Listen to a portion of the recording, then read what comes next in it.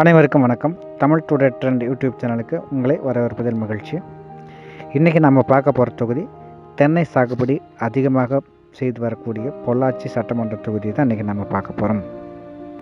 அனைத்து இந்திய அண்ணா திராவிட முன்னேற்ற கழகத்தின் மூத்த தலைவரும் தமிழ்நாடு சட்டமன்ற துணை சபாநாயகருமான திரு பொள்ளாச்சி ஜெயராமன் அவர்கள் ஜெயித்த தொகுதி பொள்ளாச்சி சட்டமன்ற தொகுதி.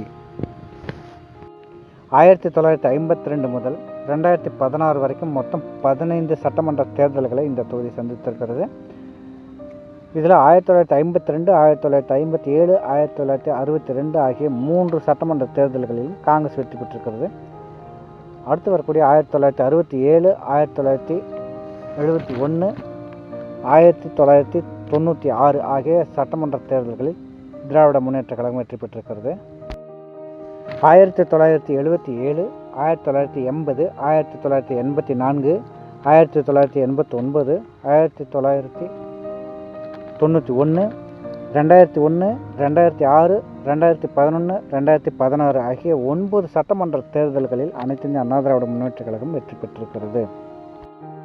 1989 சட்டமன்ற தேர்தலில் ஜெயலலிதா அணி, ஜானகி அணி இரு பிரிவாக நின்ற போதும் கூட இந்த தேர்தலில் ஜெயலலிதா அணியே வெற்றி பெற்றது அப்படிங்கிறது குறிப்பிடத்தக்கது.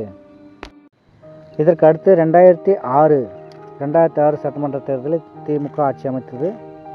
பெரும்பான்மையான தொகுதியில் வெற்றி பெற்று அப்போதும் கூட பொள்ளாச்சி தொகுதியில் அனைத்து இந்திய அண்ணா திமுகவை வெற்றி பெற்றது அப்படிங்கிறது குறிப்பிடத்தக்கது. அதோடு 2001, 2006, 2011, 2016 ஆகிய தொடர்ச்சியாக 4 முறை பொள்ளாச்சி தொகுதியில் அனைத்து இந்திய அதிமுகவை வெற்றி பெற்றது என்பதும் குறிப்பிடத்தக்கது.